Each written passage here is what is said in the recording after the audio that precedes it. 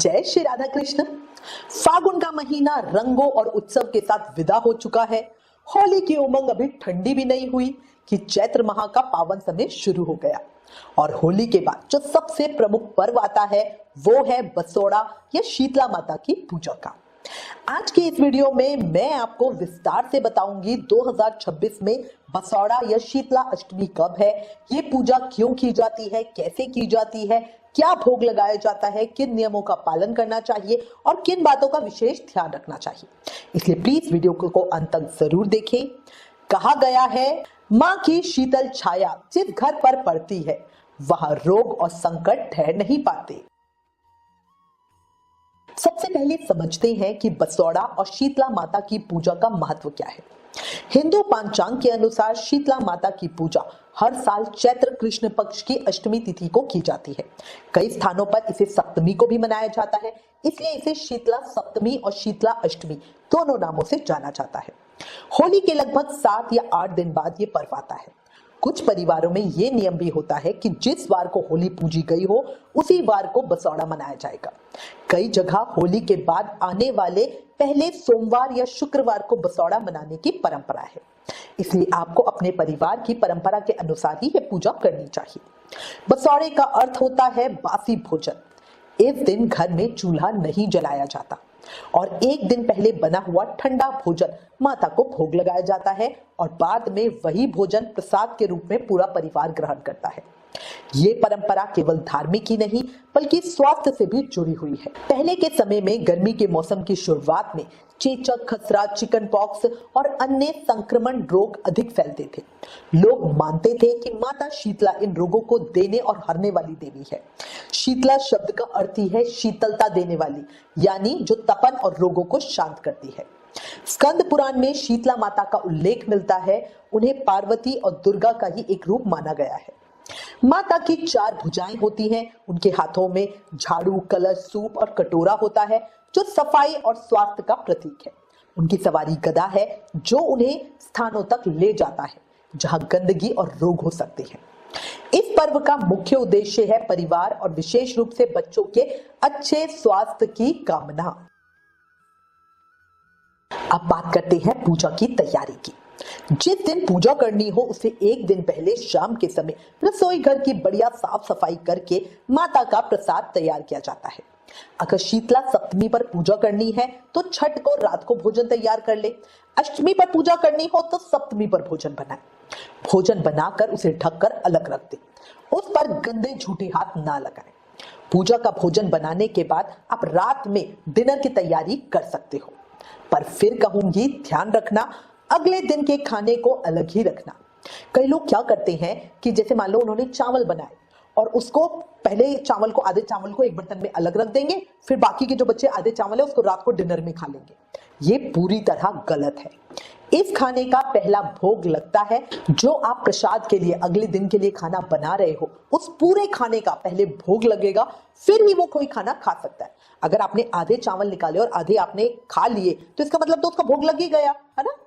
भोजन में परिवार की प्रथा के अनुसार बहुत अलग अलग चीजें बनती हैं। कहीं मीठा भात बनता है जिसे ओलिया कहा जाता है, कहीं खाजा बनते हैं, कहीं चूरमा बनते हैं, कहीं मगध बनते हैं, कहीं नमक पारे बनते हैं, कहीं शक्कर पारे बनते हैं, बेसन की चक्की बनती है, पुए बनते हैं, पकौड़ी, राबड़ी, बाजरे की रोटी, पूड़ी, सब्जी, ये सब चीजें परिवार की परंपरा के हिसाब से बनती है। कुल्हड़ में मोट बाजरा भिगो दिया जाता है। इनमें से कुछ भी पूजा से पहले नहीं खाना चाहिए। अच्छा, शीतला माता की पूजा के लिए जब आप रोटी बनाओगे तो रोटी ऐसी बननी चाहिए जिसमें लाल रंग की सिकाई के निशान ना हो, मतलब हल्की फीकी रोटी होनी चाहिए, बहुत जली हुई रोटी नहीं होनी चाहिए। देखो, शीतला माता की पूजा में पक्की रसोई बनाते हैं। उन्हें खास तौर पर मीठे चावलों का भोग लगाया जाता है। बता दूं, ये चावल गुड़ या गन्ने के रस से बनाए जाते हैं। देवी को लगाए जाने वाले इस भोग को जिस दिन पूजा करनी हो उसे पहली रात में बनाएं और फिर सुबह ठंडे खाने से पूजा करें और फिर पूरा दिन वही खाना खाएं। यदि आपके यहाँ सप्तमी की पूजा होती है तो षष्ठी को भोग तैयार करें और यदि अष्टमी की पूजा होती है तो सप्तमी की रात को यह भोग तैयार करें। इसी प्रसाद को घर में सभी सदस्यों को खिलाया जाता है। कहते हैं कि शीतला अष्टमी तिथि के दिन चूल्हा नहीं जलाना चाहिए।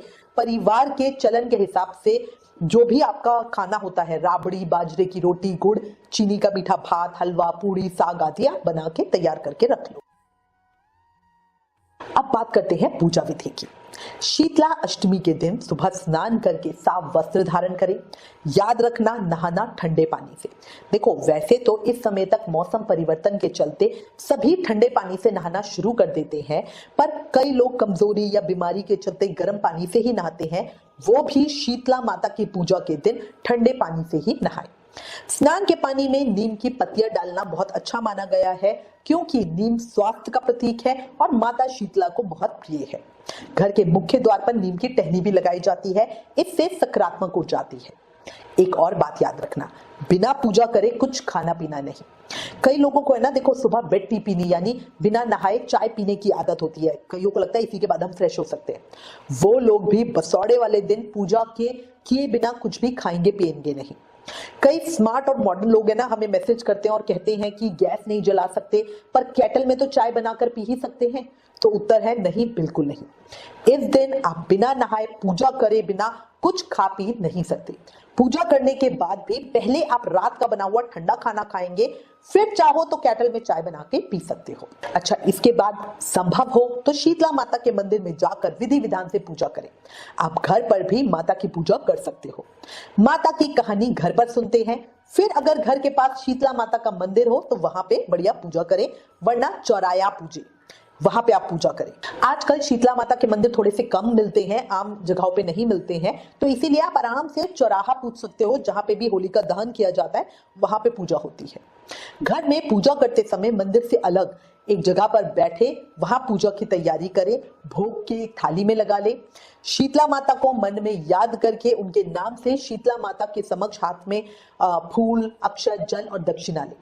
पूजा करते समय माता को स्मरण करें और ये मंत्र बोले, शीतले त्वं जगन्माता, शीतले त्वं जगत्पिता, शीतले त्वं जगद्धात्री, शीतलाय नमो नमः। साथ ही ओम शीतलाय नमः इस मंत्र का जाप करें। अच्छा, एक थाली में कंडवारे भरे। कंडवारे होते हैं मिट्टी की फैली हुई कटोरियां जो ऐसी चौड़ी चौड़ी आती हैं। ये कुम्हारों के यहाँ बड़ी आसानी से मिल जाती है। इसमें थोड़ा दही, राबड़ी, चावल, पुआ, पकौड़ी, नमक पारे, रोटी, शक्कर पारे, भीगा मोठ, बाजरा आदि जो भी भोग के लिए बनाया होता है वो इसमें रखा जाता है। एक अन्य थाली में जो पूजा की थाली होगी उसमें आप रोली, चावल, मेहंदी, काजल, हल्दी, मौली, वस्त्र, होली वाली बड़कुलों की माला और सिक्के रखे दक्षिणा के लिए। तो इस तरह एक पूजा की थाली तैयार कर ले और एक भोग की थाली। इसी के साथ जल कलश भर कर रख ले। अच्छा, एक विशेष बात, माता को ठंडा दीपक अर्पित किया जाता है। बिना नमक के आटे का छोटा दीपक बनाकर उसमें घी की बत्ती रखे, लेकिन उसे जलाए नहीं। ये बिना जला दीपक माता को अर्पित किया जाता है, इसे ठंडा दीपक कहते हैं। पूजा की थाली पर कंडवारों पर घर के सभी सदस्य रोली हल्दी से टीका करें। खुद भी अपने माथे पे टीका लगा ले, हाथ जोड़कर माता से प्रार्थना करें और कहें, हे माता, मान लेना और शीली ठंडी रहना, शीतल आशीष देना, घर में प्रेम, सुख, शांति और शीतलता बनाए रखना, आरोग्य के देवी 7 पीढ़ियों तक प्रसन्न रहना, प्रसन्न रहना, प्रसन्न रहना। ऐसा कहने के बाद शीतला माता की कहानी कहें सुने, फिर मंदिर या चौराहे पर पूजा करने के लिए जाए। वहां पर पिंडी, कई जो हमारे शीतला माता के मंदिर है, जैसे गुड़गांव में एक बहुत बड़ा मंदिर है, बहुत ही सुंदर, वहां पिंडी रूप में माता का स्वरूप होता है। वहां सबसे पहले माता को जल से स्नान करवाएं, रोली और हल्दी से टीका करें, काजल, मेहंदी, वस्त्र अर्पित करें, 3 कंडवारी का सामान अर्पित करें। बड़ी माता, बोदरी और अचपड़े खसरे के लिए बड़कुलों की माला अर्पित करें। ये 3 माताएं होती हैं। आटे का दीपक बिना जलाए वहां पे अर्पित करें। ठंडा दीप जो मैंने अभी आपको बताया। आरती या गीत आदि गाकर मां की अर्चना करें।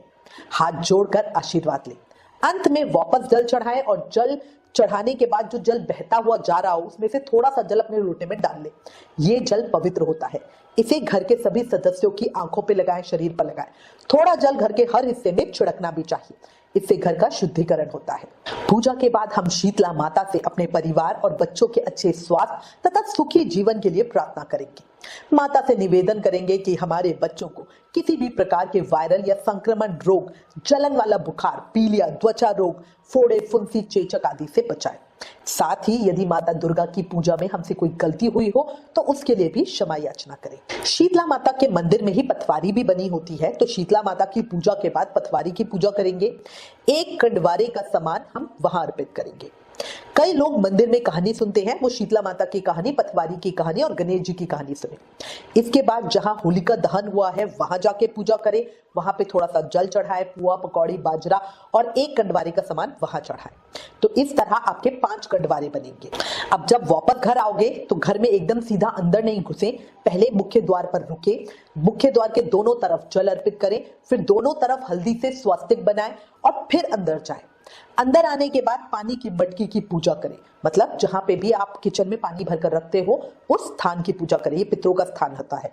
बचे हुए कंडवारे का सामान कुम्हारी को या गाय को और या ब्राह्मणी को दे दें। इस तरह शीतला माता की पूजा संपन्न होती है। ठंडे व्यंजन सपरिवार मिलजुल कर खाएं और बसोड़े त्योहार को आनंद उठाएं। इसी दिन गणगौर की पूजा के लिए ज्वार भी बोई जाती है।